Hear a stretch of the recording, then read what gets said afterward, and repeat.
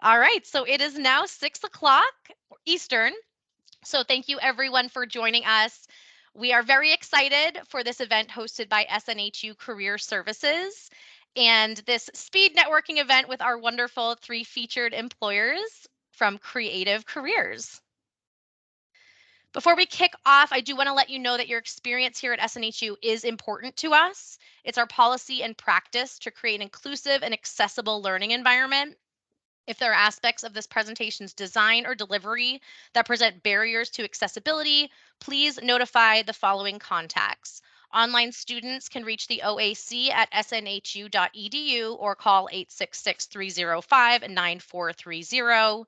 Campus students that may be in attendance, please contact CAC at snhu.edu or call 603-644-3118. And finally, SNHU staff and faculty can reach HR at snhu.edu. And of course, keep in mind, SNHU Career Services is a lifetime benefit included in your SNHU journey and after the fact. So our team provides career support and guidance from resume reviews, mock interview practice, job and internship search techniques, and much more. So feel free to reach out to COCE Career at snhu.edu or call 888-672-1458 to schedule time with an SNHU career advisor. And of course, events such as these and other job and internship opportunities from employers seeking to hire SNHU talent can always be found on the Handshake job platform. And all SNHU students have access to Handshake with your standard My SNHU login credentials.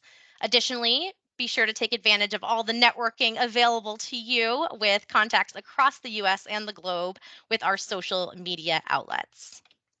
Perfect. So for the employer networking portion today from 6 to 6:30, we're going to have these 3 excellent employer representatives joining us to review the logistics again. In a moment, I'll be splitting attendees randomly into 3 breakout rooms. The 3 employers will be rotated in 10-minute intervals into each room. So you'll all have an opportunity to hear from each employer and chat with them. And attendees, just keep in mind, I will be moving those employers, so just remain in your same breakout room for the entirety of the 30 minutes. And first, representing Penguin Random House, please welcome VP and Art Director Claire Vaccaro. Welcome, Claire. Claire will be visiting breakout room group 1, and then 2, and then 3. Thank you for being here, Claire. Representing TEGNA, we're pleased to welcome talent acquisition partner Jessica Mullins. Jessica will be visiting breakout room 2, then 3, and then 1. And last, but certainly not least, please welcome Discovery Education's Senior Creative Recruiter, Tori Bradfield. Tori will be visiting breakout room 3, then 1, and then 2. All right. How's everyone feeling? Feeling good? Get some thumbs up? Perfect. All right, so let me go ahead, give me one moment to get these breakout rooms started, and then we'll go ahead and get that going. So one moment. All right.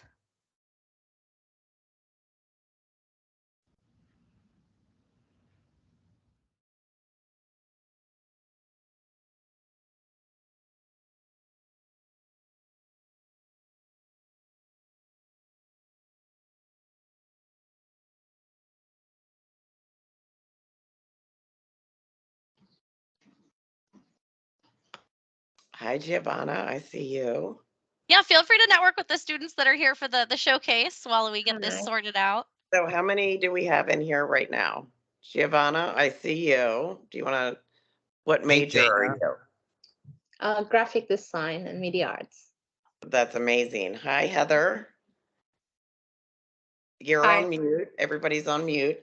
So I am Tori Bradfield. I have been a creative recruiter for 21 years. I started like you guys as a designer. Back then it was only print, and we started to move into the web world.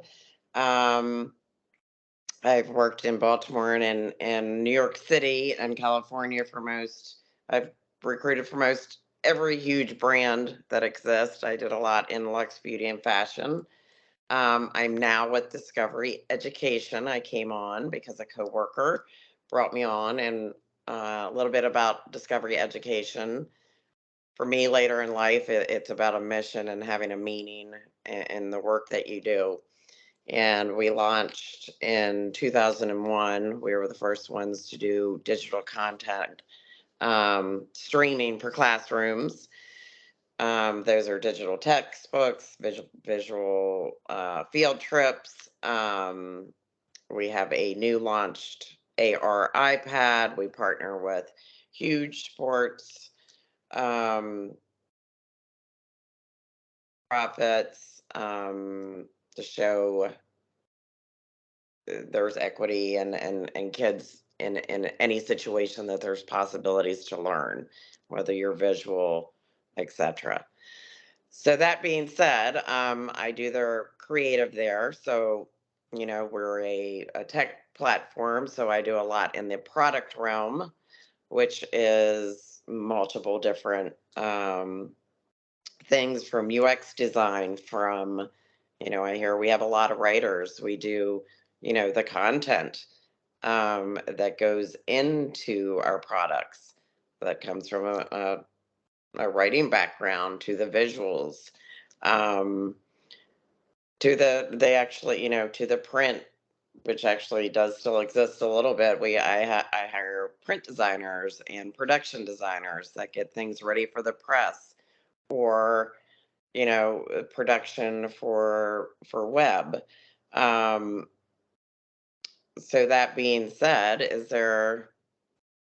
and I still have connections with a lot of my old clients. And, to be a creative recruiter for this long, you have to have good relationships. So I love helping graduating students. So if there's anybody that has any questions or would like me to review some of their work or their portfolio, please reach out to me. I put my personal and my work um, email, and please, you know, connect with me on LinkedIn.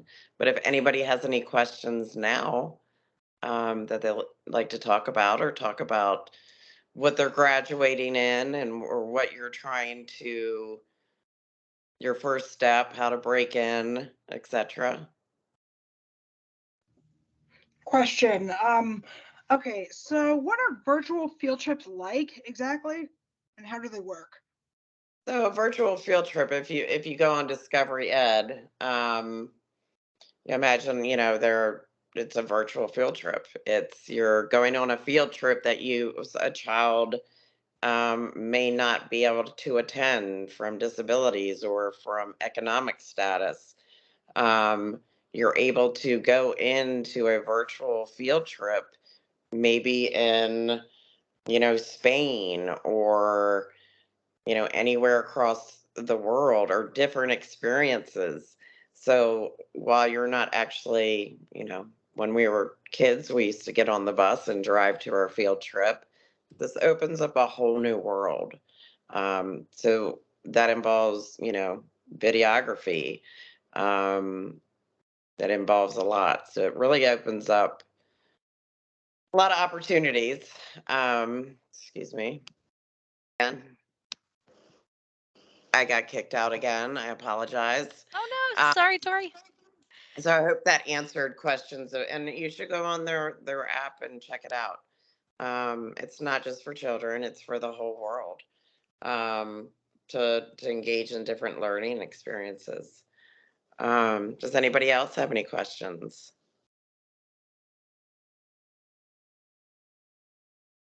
Are we mostly graduating students here, or mid, or where? I am, sorry. I am, well, I just started out here let's see, when did I start? I think I started in 2022, so well, I only got like 3 classes in. I'm kind of new to this, so And what is your major? digital photography. Amazing. Um, we'll stick at it, and when you graduate, reach out to me. I can help you put your portfolio as a, most gateways into, especially starting out, most gateways into jobs usually are through recruiters. So we are so bombarded with portfolios, usually within, I would say a minute, if I see a portfolio, because I'm rushed and under pressure, if it's not put together correctly, even though I want to help you, I have to keep going. So your portfolio is your first impression, and it means the world. So it's very important. And I also recommend, start, and this market is a little weird in the economy.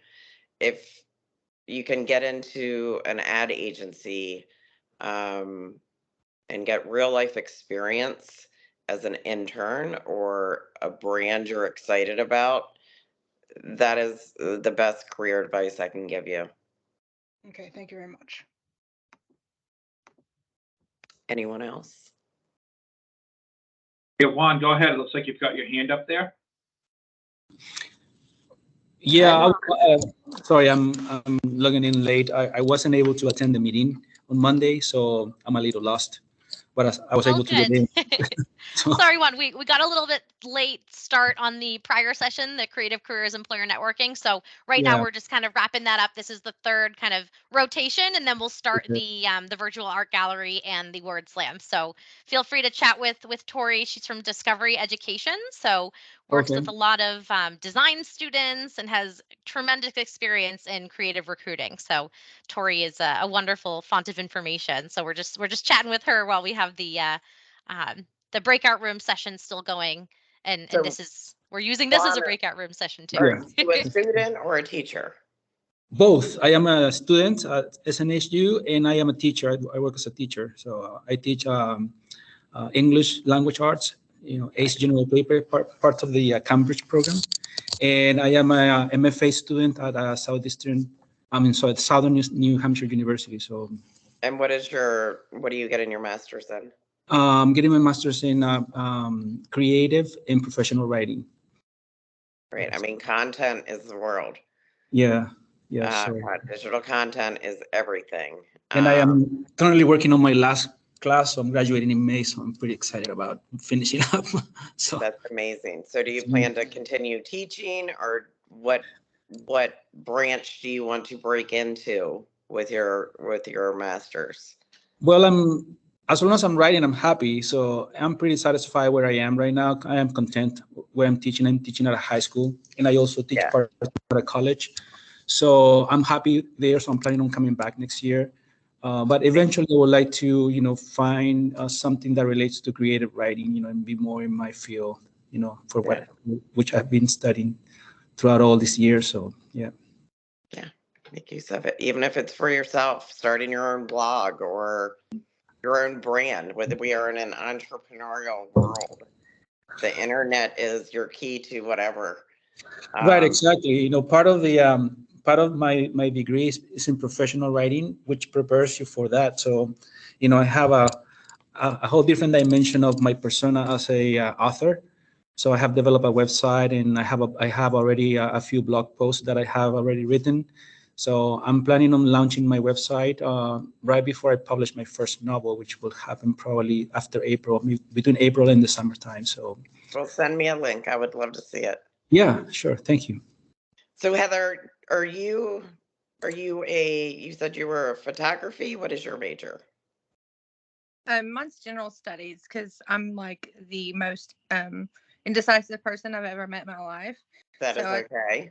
I mean, like, I just want to learn it all and as much as possible. And general studies is the only one that I found that I can actually do that with, especially on a whim, with changing your mind as many times as I do.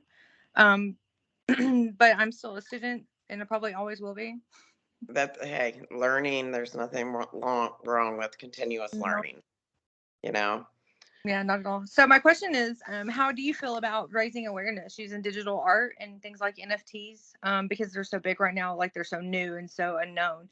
I found a group that I've been working with, and we're going to use it to utilize raising awareness for several different aspects of life and things that people want to have their word in, their say in to make change. And some of them are like all those little notebooks that people have written full of all these wonderful ideas and dreams, and try to utilize those. And but doing I so by art. I think, you know, I have not personally worked in the creative realm with NFTs. My son designs them. He's in the So yeah, spectrum, and that is what he's trying to do. He's that's trying good. to. I think any platform you can to bring awareness to any good cause. Why not? NFTs are the hot thing right now. Um, if you can any way you can get your message out, I support that 100%. Do you think it would limit you because of like mine is so very personal, the aspect of where mine are geared towards? Do you think that, you know, it being not for everybody would limit me on, you know, different options and later and or outside of the NFT realm? About getting your message across, just No, not or necessarily for being in the creative, you know, industry in general. You know, mine's bereavement, and not everyone wants to talk about bereavement or loss or, you know, grief or things like that. And that's what I'm into, you know, that's what I focused my grief on, and therefore, you know, helped me get through. I don't want it. If it's going to hinder me, I just kind of want to know up front so that I can just stick to that full force and, you know, go all out. But if it's not going to hinder me, you know, if it's not going to prevent me from getting a position with a different company or, you know, something of that nature, that, you know, then I want to know if I still have options. well, what a great thing you're Thank you. trying to get out there, and I think the world needs that. I do too. And I, you know, the digital world changes. The creative digital world changes so quickly. I don't know. Are NFTs here to stay, or is the next wave going to come along? I always say don't limit yourself to one box, because what if NFTs become Obsolete tomorrow. nothing, and that's the only skill you have? So I'd say, you know, if you're into this digital art and digital realm, try to experience a lot of as many aspects of that as you can, so you're not just pigeonholed into one area that may not exist.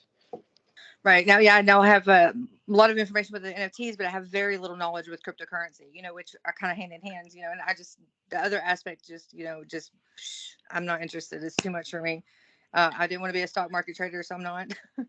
Well, you seem very interested. Are you designing I am NFTs? just I am designing. I won a digital contest for Celestian, which is a speaker company out of the UK, and they had a digital contest, and I was one of the recipients of the, you know, the main win for my still art, which is related to music.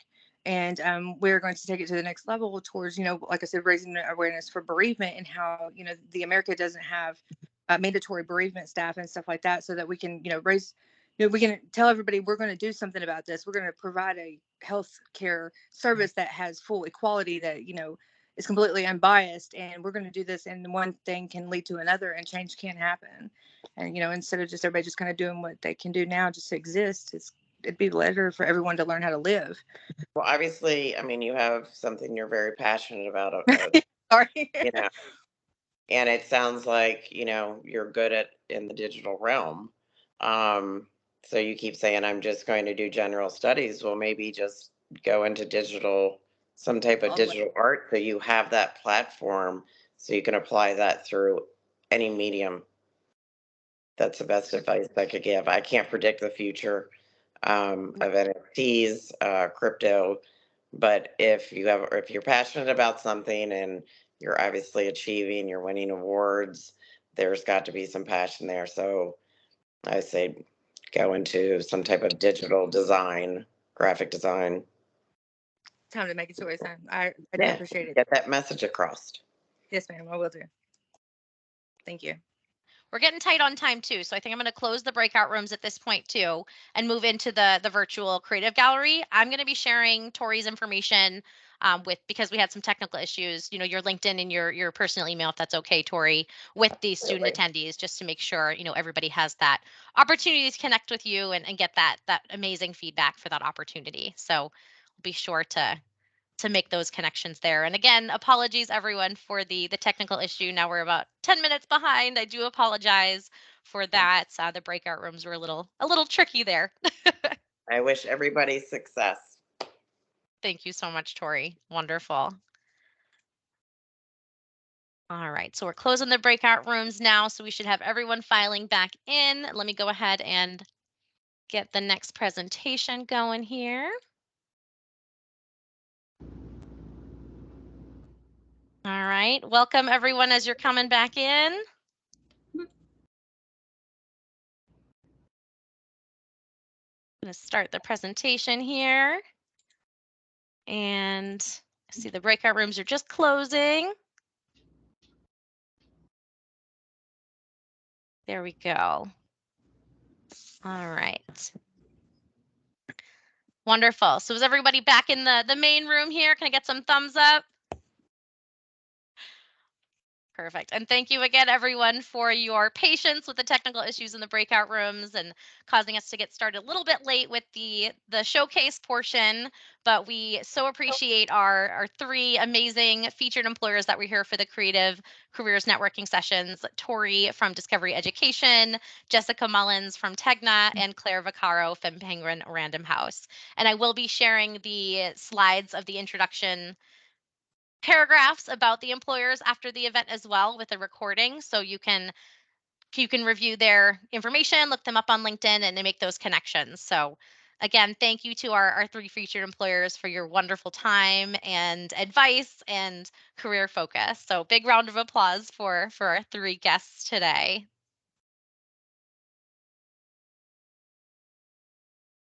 Perfect. All right. Love the clapping. Awesome.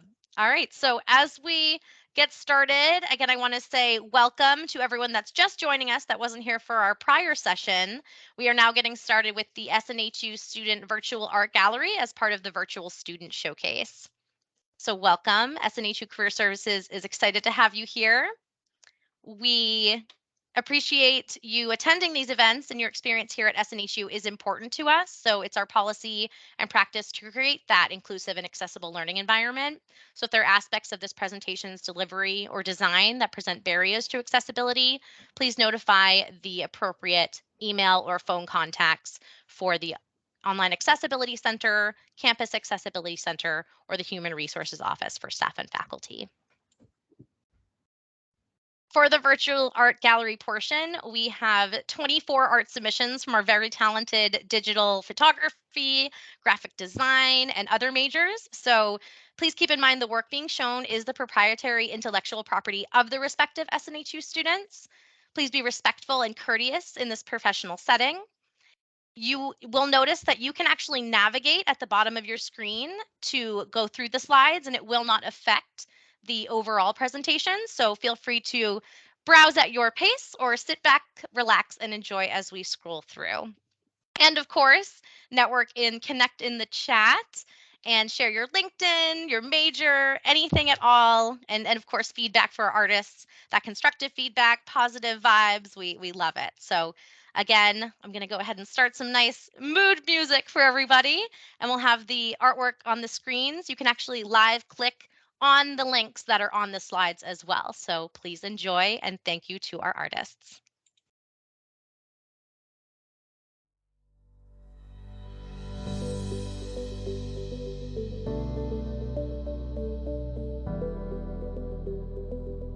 Thank you.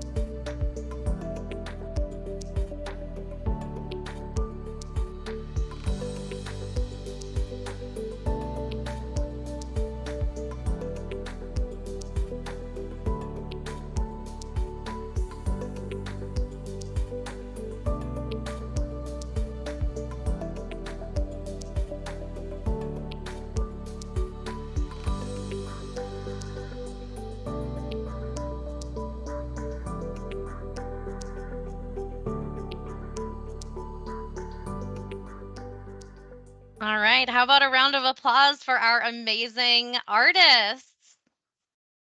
That was Great work, Thank you fabulous. guys. all. Great work. Absolutely beautiful, and really appreciate you sharing that talent with all of us this evening. And I will be sending that PDF portfolio book if you opted in to all employers in attendance. So you'll, of course, be able to create those further connections after the fact as well. So, again, thank you to all of our amazing artists. And next up, I'd like to kick off the word slam portion to highlight our writers in this creative evening. And as far as the logistics for this, just be prepared and ready to turn your camera on. Our writers have their list of when they're going to be presenting. And you're welcome to share any feedback, constructive feedback in the general chat for our attendees. If you type at in the person's name, you can request that they reach out to you directly to give them specific feedback if any pieces really pique your interest or anything like that. So without further ado, I would like to present our first writer, Ellie Burton, reading Chamomile. Thank you, Ellie. Hi, everyone. So Chamomile is actually one of many poems I have in my poetry book, A Pocket Full of Wildflowers. The book is actually a collection of poetry that I wrote during my time doing my associate's degree. And each poem is named after a flower or a plant, and it has a Victorian flower language correspondence to it. With that said, my poem Chamomile is about energy and adversity, is what the Victorian flower language translates to. And without further ado, I shall give it a go. It says, when the shadow of your pen on the paper is your only friend, when the clock hits midnight, you know loneliness. But those that are left writing until the moon hits its apex in the sky and beyond are also the ones who have experienced life in a way that gives them the ability to write richly of it. These are the people who have been to the highest of highs, but also the lowest of lows. They have swam in the oceans of love, but have also drowned in the same seas. These are the people who have woken hopefully as the sun rises, just to have their hearts shattered with the setting sun. These are the people who have been lost to the ink trails, diluted by tears that smear the pages as they write past the clock hitting midnight. And that's Chamomile. Like I said, this is just one of the quite a few poems I have in my book. I will share the link now with you guys. I actually self-published this back in November on Kindle. So it's available in Kindle version. It's available on paperback on Amazon as well. And so far it's maintained a 5-star reviews. So hopefully it stays that way, and hopefully a few of you guys give it a try. But I think that is all I have to say, so I will let the next person go. Fabulous. Thank you, Ellie. That was absolutely beautiful. And thank you for sharing the link to your poetry book as well in the chat so people can check that out. So definitely go ahead and see Ellie's Amazon listing there that she shared. And next, I would like to announce John Canandez reading The Procrastinator. Yes. Well, my pen name is John Canandez, and I guess I don't know. I guess I like to follow the tradition that many writers they like to use a pseudonym to for their work. So, The Procrastinator is a short story that I wrote for my students. I wrote it from the perspective of a student. I wanted my students to get the point that turning in assignments on time, is something that we appreciate. So this story is about that. So The Procrastinator. It was a freezing morning on the eve of winter break when I arrived for the funeral at Mr. Adolfo's house. At times, I arrived late to his class. At times, I'd skipped it when it was already too late for to even show up. But because of my grade in his class, I felt compelled to arrive on time to his funeral. It would have been equally wrong to arrive late to pay him his last respect, so I made it a point to arrive early to the funeral. It was nearly 7 a.m. when I approached the front door of his house. He was so dedicated. He was always on time, was the first thing that I heard as I passed the small groups of teachers who whispered to each other and stood outside in the cold. The vapor from their breaths eddied like fog in the night. I recognized some of them. Some squinted at me, others smirked when they saw me. As I walked inside, I saw Miss Adolfo's wife. She looked shy and troubled and stood like a grounded child.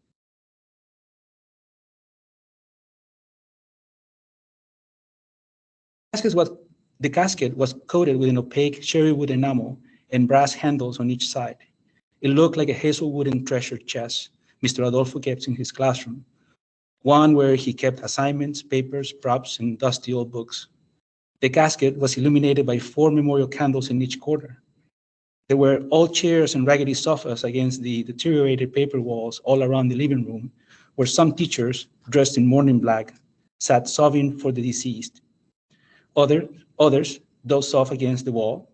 A few others who sat next to each other looked depressed as if they were waiting for their turn to take Mr. Adolfo's place. My most sincere condolence, I said to Mrs. Adolfo as I approached the living room. Are you one of his students, she asked. Yes, I was in his primitive literature class, I replied, mumbling my words. He would have been happy to see you. Yesterday was his birthday, she said, and smiled at me behind her red, watery eyes.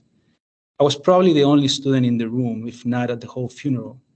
She acknowledged me with an approving gesture and dried her eyes and runny nose with a wet and raggedy white handkerchief that she crumpled and tucked inside her sleeve. Would you like a cup of coffee, she asked, still sobbing. The tone of her voice was maternal. Sure, I said, to avoid being awkward. Then I approached the casket and felt the chill that crawled from the back of my neck and spread down to my lower back. There is always an eerie feeling when meeting the dead. But the fact that he was dead now and that he had not graded my final project before the end of the term were pretty good reasons to meet him for the last time. When I looked inside the casket, Mr. Adolfo looked like a traveler ready to depart, like an elusive fox that keeps his prey for a better day. He wore a golden tie in the same crimson suit he wore to school every day. His grayish dark hair was slicked back.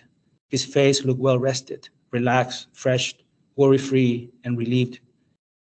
The few whiskers he had on each side of his mouth gave him an air of contentment, possibly happiness. Of course, he was no longer teaching. Somehow, looking at him dead now inside the casket, in a way, felt good after all the pain and suffering the man had caused to an infinite number of students like myself. You forgot to grade my final project, I whispered to him as I leaned forward over the casket. You dingbat, you used to call me, remember? Miss Bullframe, the astrology teacher who sat adjacent to the head side of the casket, was snoring with her mouth wide open, adding a sharp whizzing, followed by a guttural grunt that added depth and gloom to the occasion and enough noise to make my whispering inconspicuous. It echoed in the room. Shh. Did you hear my last assignment? You burned out, low-paying babysitter, I whispered to him again. You didn't grade my final project, plus the extra credit assignment you had promised. On top of that, you lost my last quiz. For a moment, Miss Bullframe stopped snoring and struggled to clear an excess of phlegm from her throat. Where did you hide my quiz? I whispered to him again, looking directly into a pair of light hazel brown, half-open glossy marbles, his dual eyes, his eyelids sinking within his eye sockets. Miss Bullframe rallied and the snoring continued. For a moment, a quick spasm twitched by the side of Mr. Adolfo's mouth, as if he were making an effort to smile. I stood back, shocked. What the hell? I whispered.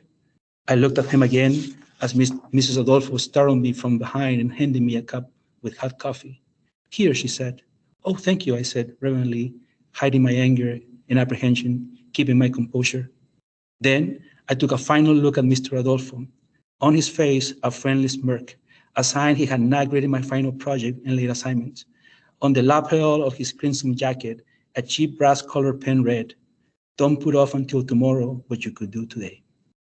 Thank you. Wonderful. Thank you so much, Juan. That was absolutely beautifully written. We really Thank you. appreciate you sharing your talent. Thank you. Perfect. And next up, we have Jay Meadows reading Learning to Love.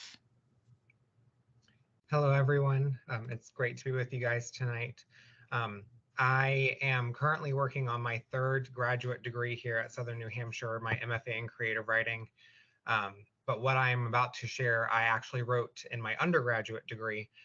It's a work of autoethnographic creative nonfiction about a time in which I was dealing with the fallout of being in conversion therapy as a teenager.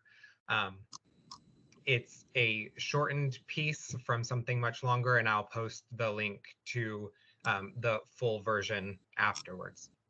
All right. I was lying in my bed with my boyfriend's arm around me, and a smile covered my face as I resigned myself to sleeping in his arms. Except I never fell back asleep. The warmth I felt from his body at my back moved to my stomach and turned hot.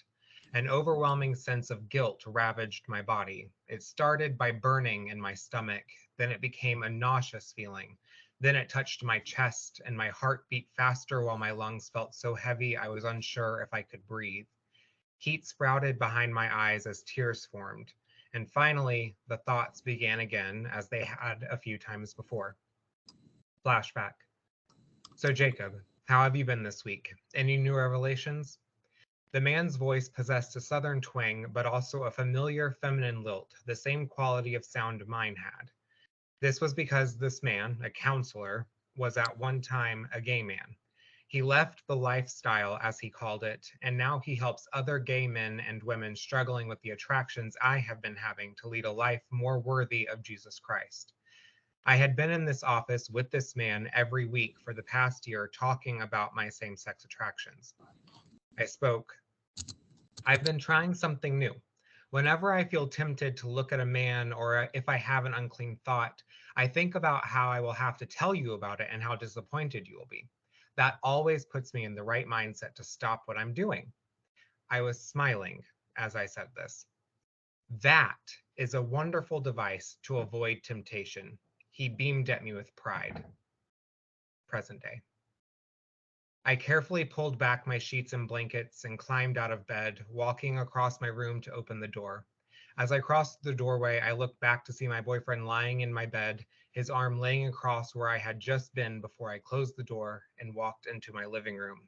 There, the tears began to fall and I began to breathe heavily. I thought I was on the verge of a panic attack. I was raised in a string of Southern Baptist churches, and one day a preacher approached my parents and said he knew someone who could help me fight the homosexuality that he was afraid was lurking inside of me. My parents agreed to bring me to him, and one day they put me in the car and took me to see him without much warning.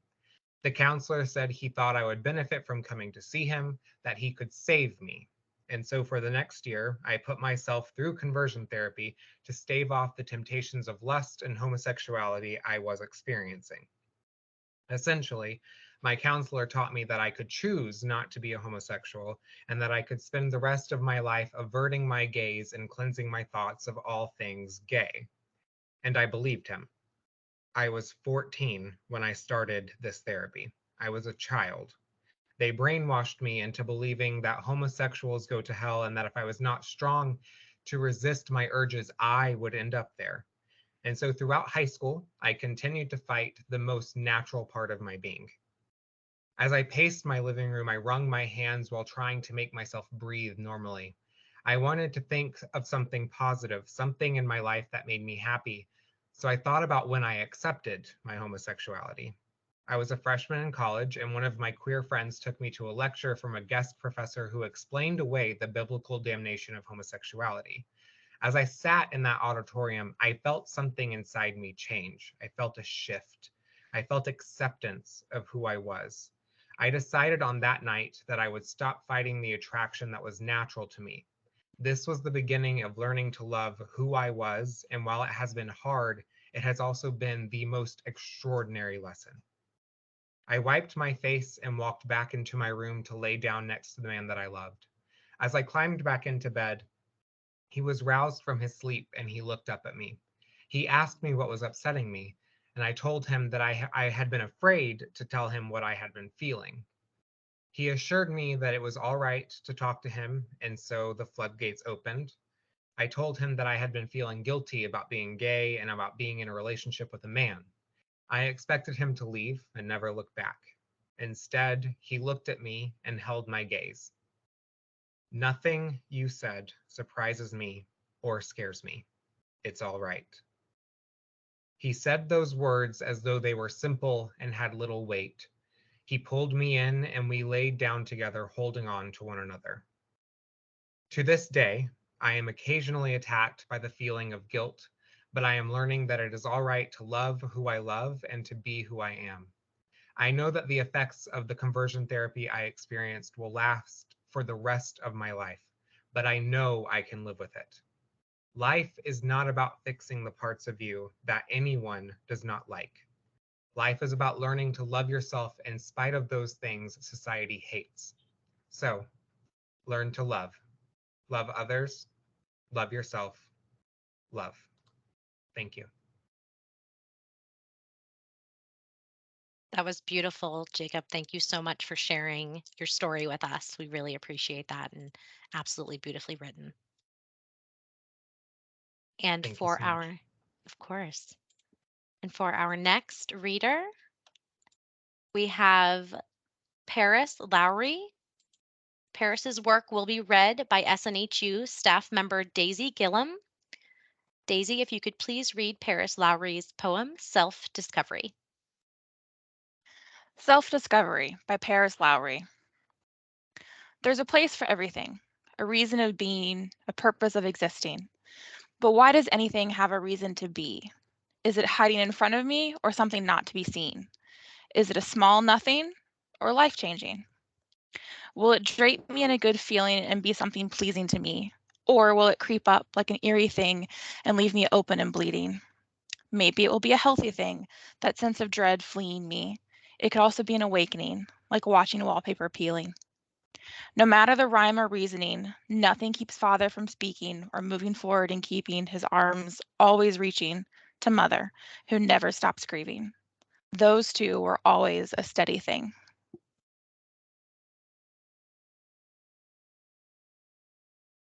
Thank you so much, Daisy, for presenting Paris's work so eloquently. Perfect. And next up, I'd like to introduce Jason Edgar reading an untitled screenplay. Yeah, I have a working title. It's called Hell Inc. I think it's probably going to change though, so I didn't want to put that on the final one thing I submitted. But so it's just a screenplay. It's a horror comedy, and here we go. A TV program called America Love It or Die is being played. TV host off screen. Minimum wage is enough money to live. Stop crying. Fade in. Internal break room day. A line of people are waiting for coffee. The TV is on in Hell Inc. The building is brand new. A 55-inch plasma TV is bolted to the wall, playing the show called America Love It or Die. A TV host is talking.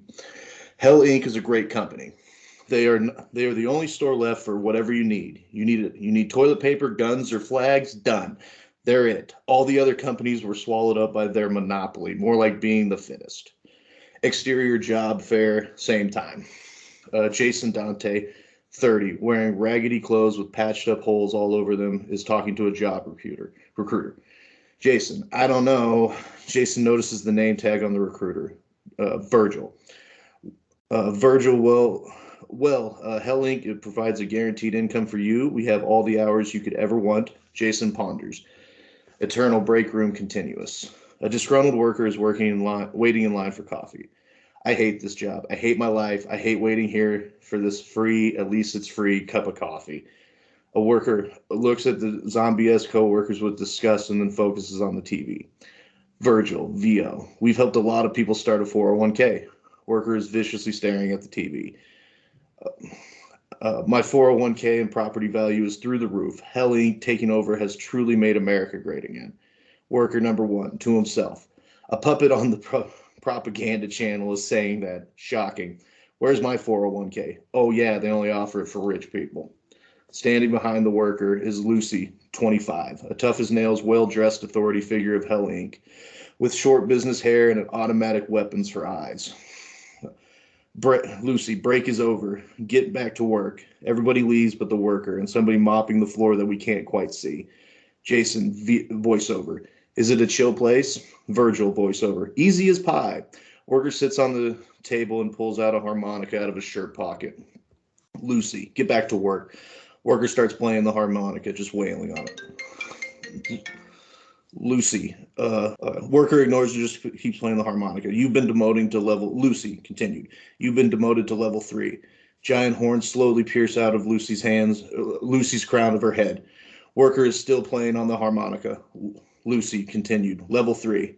Lucy's skin turns into rough and sharp lizard-like scales. Lucy's eyes turn blood red with flames around her pupils, revealing her true demon face. Worker number 1, you cannot have my soul. Jason, voiceover. How about the bosses? Worker rips out a blues riff on the harmonica. Lucy, sure about that? Virgil, voiceover. The bosses are angels. Lucy devilishly grins while finishing her transformation. Job fair, same time. Jason signs his name on the document and hands it to Virgil. Split screen. We see Virgil and Lucy both looking the same direction. Virgil, you're hired. Lucy, you're fired. Lucy rips through the worker's chest, ripping out his heart. The worker makes this shrill sound of death on the harmonica. Lucy eats the worker's heart as the bright light illuminates every square inch of her body while giving her euphoria.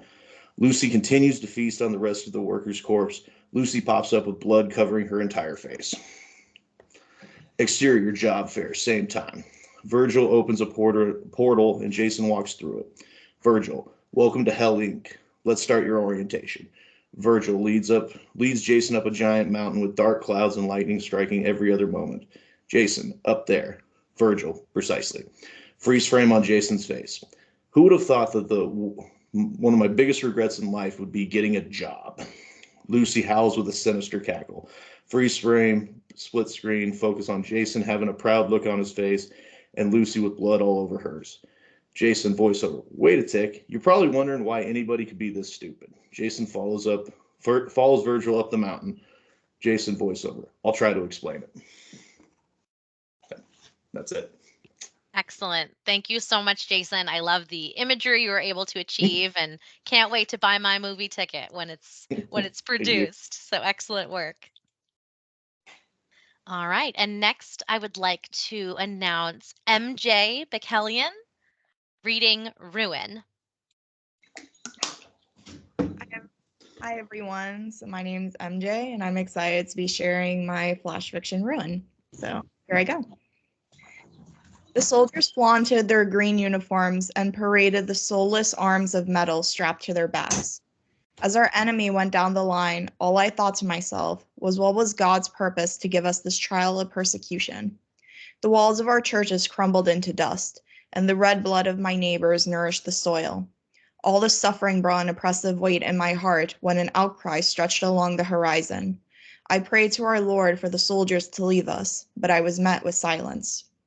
I gripped my brother's hand beside me to provide him comfort when a strangled gasp ripped through the air and a woman fell with blood oozing out of her stomach. It was my mother who had fallen. Tears welled in my eyes, but I didn't cry. I refused to give them the satisfaction. After all, ever since Baba went to fight for Russia as a guerrilla, he left me to take care of my family and our home as the man of the house. One of the soldiers approached us wearing a fez like it was a crown, and the medals on his chest shone against the sunlight. He held a bowl of madun, licking his lips to savor the sour yogurt that he stole from one of the houses. A crescent of teeth curved into an alienating imitation of a smile when he sauntered over to me. He dug 2 grimy fingers in the bowl and held it out. I dared not look him in the eye, so I stared at his boots, praying to God that they would disappear, but they didn't. He moaned into his mouth, enjoying the madun he stole, before he took my chin, forcing me to meet his eyes. You don't want it? The mossy green shades surrounding his iris gleamed, ready to strike when I refused to answer. His face twisted into a grin with rows of uneven yellow teeth. He took more yogurt in his hand and shoved it in my mouth. My poor brother sobbed and looked away from me as I gagged and retched it all onto the ground, with my knees giving out. Knots formed in the pit of my stomach when he belted out a cruel laugh, along with his soldiers. The kind that saw humor in misery were the worst people. My heart stopped when he towered over me and dumped the yogurt on my head. My thick brown hair quickly turned white, and my nose wrinkled in disgust when the stench brought tears to my eyes. At that moment, he heckled like a cackling crow, while I questioned why God wanted me to suffer from the hands of the corrupt. I would give anything to stop this, but Baba once told me God pushes us to test our limits, and I froze in fear when the soldier turned to my little brother. He slipped a hand under my brother's shirt. He then pulled out a wooden cross secured with a rope around his neck. At that moment, something flashed in the soldier's eyes. He tore it off with a quick tug, forcing my brother to wince, and threw it to the ground just to stomp on it. His boot twisted around the cross while he stared my brother down like a dangerous insect that needed to be squashed. He spat on it to show his pure hatred toward our religion. The soldier said something in Turkish to one of his fellow comrades. It had to be a command, because that man went behind my brother just to force him on his knees. My head tilted just to catch a glimpse of my brother. Spit on it. When my brother stared at the cross, he bit his lip and shook his head. So the soldier behind him pushed his face into the dirt, where the cross was inches away from his face, almost forcing him to defile his sacred cross. After a few seconds had gone by, he was forced onto his knees again, and my eyes widened when a cold blade reached his neck. I tried to stop him, but the soldier with the fez took a few steps towards me before he backhanded me. My cheeks stung, and all I could do was watch as the soldier slit my brother's throat. A pang rippled through my body. I didn't care who saw me because all I wanted to do was cry and be held by Baba like a sobbing schoolboy, so I prayed. I prayed with all my heart, but it did nothing to alleviate the scars in my mind as God stayed silent. When my vision came back from my watery eyes, the hairs on the back of my neck prickled when the soldier's leader approached me again. Spit on it. My spine shivered knowing what was about to happen, and when I made no motion, he took my chin, forcing me to look at my little brother's corpse while he pressed his blade against my cheek, drawing a thin red line. Do you want to end up like him? If so, I'll gladly give it to you. Turning to the cross one last time, my nails drew blood when they dug into my skin. My little brother paid the price for his faith just like the others in line. They all suffered the same fate with their bodies laid out in ruins for God to witness. Terrible, merciless sacrifices were offered to him, and yet he still remained silent. My last prayer was that he would forgive me for my sin as I slowly leaned in to spit on his son's aching face. There you go.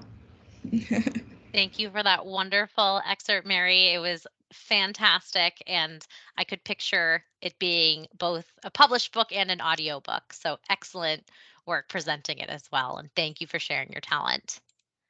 Fantastic. And for our next presenter, again, we will have staff member Daisy Gillum reading on behalf of SNHU student Stevie Aldrich. Daisy, if you could please read Stevie's work, Home Sweet Mars. Home Sweet Mars by Stevie Aldrich. Captain, we're on course. Your pilot sounds braver than he looks. His red eyes swell and mix with a shine on his face. You nod and glue your attention to the monitor, showing dusty chunks of planet bumping into your ship's hull. Some organ pumps irregularly in your throat, then drops to your gut, thumping like a trapped rabbit. You should have seen the signs. You scold yourself for allowing your blissful state to dull your sharpness. The quakes were so obvious, and then those screeching sounds everyone heard at night. But the black dust should have alerted someone more than anything. Mars carved itself open to expose its vicious center, slimy, howling creatures with serrated mouths and sticky flesh. Nobody had time to name them. They spewed from the canyons and gorges left behind by each quake, consuming humanity before there was time for a naming ceremony. Your Saturday night puzzle was left nearly finished when the commotion drew you outside. It was going to be a basket of calico kittens wearing witch hats. The puzzle, not the commotion. Of course, the sight of those freakish flying Martians put you on a different path, where your Saturday nights didn't involve cozy cats. Their bodies were hard to define. When they swarmed, you couldn't tell one from the other, but when they began to separate, you noticed how they shifted. At first, you thought there were two of them, like a pair of bugs mating with butts attached and spiny limbs flapping in all directions. The way the shape shrank into something smaller and then sprouted more bodies and limbs from its neck or abdomen, you started questioning yourself. It could have been a dream or you could have been crazy, and both options sounded more appealing than reality. Their heads multiplied, then evaporated or swam to another part of the body, like the thing was fluid and somehow more than one of itself. From a distance, all that was clear, and so were their piercing eyes. The shiny metallic body reminded you of a bug, but their eyes were too human. So you ran. Everyone ran, but the swarm was fast. You've always been healthy and fit. They don't let you fly into space and give you the title of captain if you can't run faster than the average mob. Even the fittest can stumble, though, and the urge to look over your shoulder as people around you were nabbed one by one was irresistible. Your mind struggled to rationalize what you saw. Something like green foam flopped out of a Martian's mouth in one chunk, turning to jelly and enveloping two people running side by side. The fellow on the left managed to shove his head and an arm out of the goop, but when he saw the organic material left inside the blob melt and the man's head and arm drop to the ground, you felt something warm leaking from you. The metallic body with 3 mouths and 25 arms descended upon the human jello pop, squishing and slurping its way to the fruity middle. Damn it, your brain shouted as you toppled to the ground.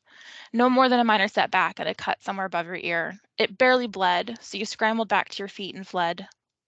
You don't want to look now. You've confirmed those bastards are gruesome and out for blood, pools of it, where they crowded like hungry lions on the Serengeti. You leapt over a body that was reassembled in the wrong order, but you weren't trying to look, and it was too bloody anyway. You were out of breath and crying when you reached the pantry in the cafeteria on base. Captain, something's attached. Another crew member starts to speak, but she can't say it between the ships bouncing back and forth, knocking the words out of her mouth and the tears choking her. You feel like an ass for not getting to know everyone's name before now. Knowing who you're about to die with would have been nice. By the second day, hiding in a pantry felt like the worst idea. In pitch black, several bodies squirmed and kicked like anxious womb mates. You'd chosen that pantry because it stored food, water, and most importantly, space. Not enough room for everyone, not enough room for however many others with the same idea as you. You didn't blame whomever it was that smashed their elbow into your temple when you burst in, since they didn't blame you for nearly snapping a couple of their ribs. And really, a black eye didn't compare to that time you nearly scalped yourself ziplining in Brazil. Once your patience extinguished, you recognized the only option for survival. You'd spent more than a year flying commercial ships, but you weren't the type to forget the thrill of helming something as mighty as a spaceship. Your old adventure muscles stretched. The adrenaline that flooded your system before skydiving rushed your veins. Panic vibrated in the stale pantry when you announced your intentions to run for a ship and fly away. Mars wasn't your home anymore. You'd have to forget those calico kittens wearing witch hats waiting for you, and the beautiful planet that welcomed you with dust and pressure, the one that felt like home. Only 3 people joined you. Captain, what do we do? One of them shouted. An alarm blared through the small space, filling every crevice with its vengeful red light. Your brain flips, looking for a solution. You used to be faster on your feet, but semi-retirement will rot the sharpest of minds. You, move. No time to explain how to do this. You just need these people out of your way. The shields need to be reinforced, and if you have any luck, the ship will have, yes, it has pulse armor. The computer accepts your directives and blasts a new alarm, this one green and less shrill. They breach your ship anyway. Thank you very much, Daisy. That was an excellent excerpt, and congratulations to Stevie for sharing your talent and allowing us to read it on your behalf. So that's Stevie Aldrich. And next we have our presenter, Chris Dennis, reading The Collective. All right. Hey, everyone. The Collective is something that I actually wrote for one of my most recent undergraduate classes. The idea behind it is it's going to be part of a collection of short stories that I am currently working on. There was a spot that stared menacingly back at James from the bottom of a double old-fashioned glass. He would scrub, squirrel, and scratch at it until his fingertips were raw and his black nail polish was chipped and dull. It would never work, however. A spot like this just didn't come out easily, so he was thankful for the distraction it provided. It was Thursday afternoon, and just him alone behind the bar. The fresh pine scent of wood polish and vanilla beans wafted throughout the area. The gentle hum of the fluorescent lights and the acoustic strumming and melancholic singing from a top 50 indie station were the only sounds echoing throughout the hollowed building. The air was crisp, late autumn. James's favorite season, though he still longed for the alpine slopes and golden leaves of the Northeast from his earlier days in the military. He had since grown accustomed to San Antonio's usual indecisive weather patterns following his last transfer and recent retirement. About 10 years or so. He had stopped counting the days. The front door opened, flooding the bar in a wash of golden late afternoon night. Tiny particles of dust shot into the air like nested birds startled by the slamming of a car door. "We're not open yet," James hollered from behind the bar. "What? I just can't come by and say hello anymore?" The voice was bright and airy, feminine with a melodic hum. She was smiling. "You should be at home, Elise, resting," James responded without looking up from what he was doing. "I mean, that's fair, but my husband, whom I love oh so very much, is alone, at his bar again, on my birthday. Now tell me, good sir, what's wrong with that picture?" she teased, narrowing her gray eyes in a comical display of suspicion. "You know why," he smiled, though he knew it felt insincere. "The San Antonio Gazette wanted to run a piece for our bar's 3rd anniversary, so I had to come here early and start setting up. The interviewer just left. I guess you didn't see her." "No, I suppose not," she chided. "What do you mean R, though? I don't remember ever owning a bar." Elise traipsed over him, hands resting squarely on the small of her back. Her movements were as elegant and fluid as a dancer's. The waxed wooden boards of the bar floor became her stage, commanding James's attention, and he was happy to give it to her. Elise embodied everything that made this place his home away from home. James set down the glass he had been fighting with for the past 5 minutes, slung his wash rag over his shoulder, and crossed his arms. He passed her a tight smile. "Oh, really now? No need to be so pedantic, Elise. This place wouldn't exist if it weren't for you. But still, I guess you have a point. I could use the distraction anyway." He motioned to one of the stools decorating the front of the bar. Elise shrugged before plopping onto the seat across from him with all the delicacy of a bag of crushed ice. She cradled her head in her hands, flipping through the record book that James had left open. The two of them moved in silence, Elise thumbing over the pages of red ink, and James stewing in stern consternation as he continued his battle with the barware. "So," the weight of her tone bore heavily, and James knew what she would ask next. He turned away, steadying himself, and started preparing her usual drink of choice, the French 75.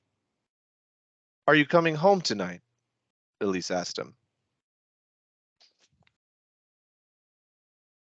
Amazing. Thank you very much, Chris. That was fantastic. And I am so impressed with the imagery and the beautiful writing. So thank you for sharing that. Thank you. Fantastic. And next up, I would like to present Susan Vita reading The Stone Fruit Tree. Hi, everyone. Can you all hear me? Give me a thumbs up. Yes. Perfect. Okay, thank you. The women in my town knew not to eat the seeds of a stone fruit. Stone fruit are pink and oval with a little peach fuzz. They grow on trees where I come from. Their flavor is sweet and a little bit salty. And if, like many families in our community, you can't afford much in the way of groceries, they're effective at keeping your loved one's belly full. The tree blossoms in April, and the first fruit appears in early August. It continues to blossom almost until December. One morning, my mother and I were picking the fruit off the low branches of our tree. Our neighbor came and asked if she could fill her basket. They'd go bad if we didn't eat them, so we always said yes. After gathering as much of the ripe fruit as we could reach, the three of us sat with our backs against the trunk and nibbled the fresh fruit we just harvested. Right after she took a bite, Annie, the neighbor, spit out some of the juicy flesh. She rotated it towards us to show where her teeth had grazed the core, right next to where the tiny seeds lived. That was a close one, my mother said.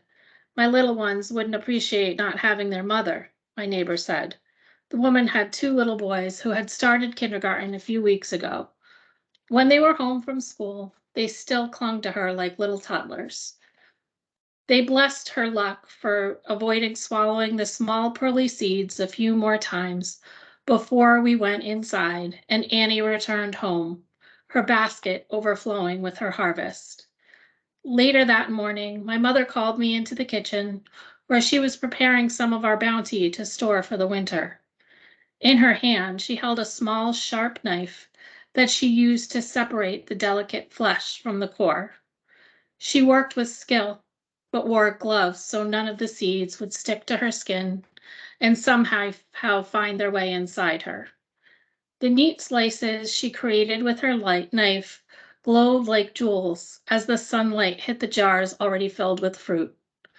With the knife separated the cores from the fruit, she flung each one into a small bag she had open in the kitchen sink, working gingerly as if they burnt her fingers. She handed me a small cutting tool and a pair of gloves and let me give it a try. I attempted to copy her fine slices, but ended up with a mound of slimy pulp on the cutting board. My mother laughed at me and showed me how to angle my knife against the pink fuzzy skin.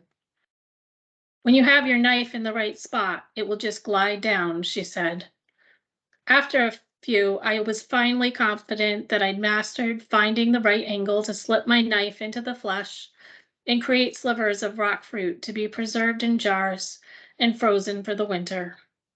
My mother stepped outside to gather our dried laundry off the clothesline while I continued to work on filling up the small glass jars with pig slivers. When I got to the last fruit in the basket, I sliced into it before I realized we were out of jars.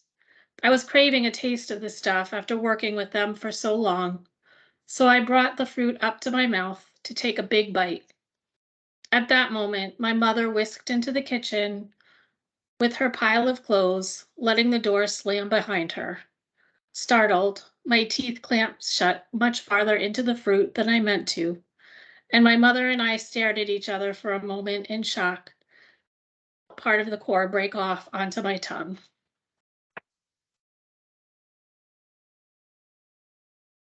The tiny seeds inside gave the impression of movement, like tiny maggots, but I couldn't actually put my finger on which one was moving. Maybe the movement is what made women who ingest them so sick. And that's not the end. That's just as much as I can read for right now. Thank you so much, Susan. I appreciate you sharing that excerpt and leaving us waiting for more. So we'll have to see when it comes out and we can finish the story. So thank you again. That was absolutely beautiful. I love a great story about family. So thank you. All right, and our final presenter for this evening, I would like to please welcome Danny Thompson. Reading Spade of Stars.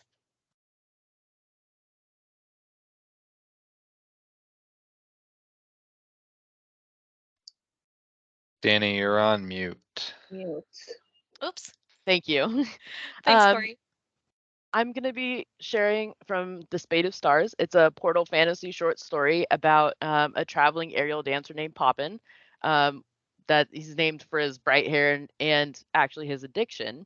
And he's become a spy working for Lord Bennick after he's caught stealing Bennick's magic box. So he finds then that the thief that Bennick sets him up to catch is someone that he knows. Don't act like you've changed. You always had such sticky fingers. You mean like this? I lifted what he assumed to be the real obsidian box out of my sarwal pants pocket. Gamaliel blanched. He looked at the box in his hand as if to assure himself it was still there. It's a fake. I paced the length of the nearest low bookshelf on point, ever closer to the jade bells hanging from the ceiling like wind chimes. Yours is. He lunged toward me. I skipped back a step to the chime beside the door and tugged sharply on the lowest bell's clapper. Booted feet stamped into the hall. We're family, he shouted at me, fury painting his face with blotches. You'd betray troop? I took the counterfeit out of his hands as the guards wrangled his hands behind his back. For the first time, I looked without fear at the man who had made me take all the blame for his mistakes when we were kids, who'd looked on as I was beaten and had the skin scalded off my feet.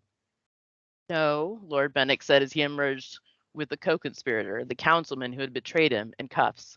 Family takes care of one another. He moved behind Gamaliel and tossed me something small and shiny. The spade bracelet, the mark of what was once my troop. I raised an eyebrow. A trinket? Bennick smiled. A gift for family.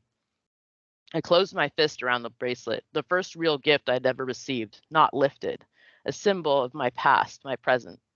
Bennick trailed me outside to where my stare followed the winds across the garden to the distance, where the sands whirled in the canyon between two jagged pillars of mountain. You all right?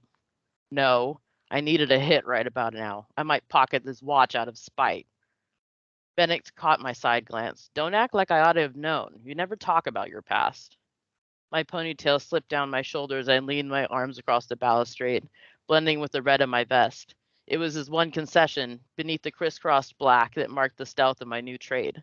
I could keep my performance wear underneath. Our contract didn't obligate sharing my past with you.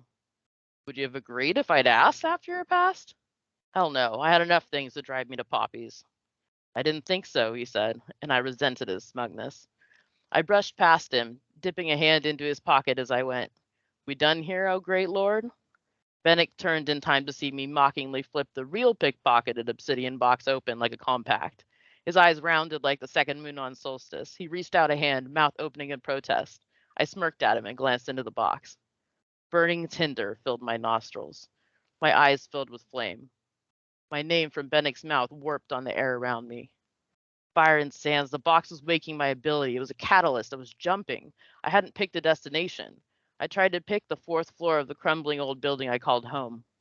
Bennick's broad hand clapped onto my arm. The world blacked out. Tiny neon lights winked into existence around and above me like jewels ensconced in metal. I sunk to my knees on the cold, textured metal floor, trying not to hurl into the box. It chuckled at me, chuckled like it was alive. I snapped it shut, ready to bring the box apart. Bloody sands, this is why I had poppies, so I didn't portal jump right onto spaceships. Bennick wasn't so lucky with the stomach. Poppin', what is this place? My gaze shot over to the other end of the walkway, where Bennick was easing to his feet with a hand to the curved metal hole. 2 feet from his hand, stars twinkled beyond a pane of glass, a window to space. For the first time, I didn't have to survive another world alone. A wan smile tugged at my lips. Time to blow Bennick's antediluvian mind. Want to see the stars? And that's the end. Fabulous. Thank you so much, Danny, for that wonderful story. It's such great writing. I am incredibly impressed. And thank you for being our final presenter as well and finishing that strong. And thank you, everyone, for attending today and your patience with the technical issues if you were here for the employer sessions. And just wanted to, again, put a big round of applause for our writers and all of you creative spirits that joined us this evening. Definitely encourage you all to make connections with employers that were in the sessions either earlier today or that might be present now. I believe we have at least Static Media. Lisa Milden, I saw you here, and Tori from the Discovery Education from the earlier session is still here as well, and a lot of great employers that we've shared their Handshake links in the chat here. So check out their profiles in Handshake. Again, all SNHU students have access to Handshake with your My SNHU credentials. I'll be sending the PDF portfolio book, so any students that submitted artwork or written work, those will be sent if you opted in to the employers that were in attendance today for further connections with your portfolio or LinkedIn URL. And a recording link will be sent by early next week, if not sooner, so keep an eye out for that. And I'll be sharing the contact information that the employers allowed us to share, and also the PDF of the presentations from today for the employer introductions. So just wanted to say thank you again. Round of applause, and everyone have a lovely, lovely evening. Thank you for being here tonight. Have a good night. Bye all. Thank you, Dana. You have a good night.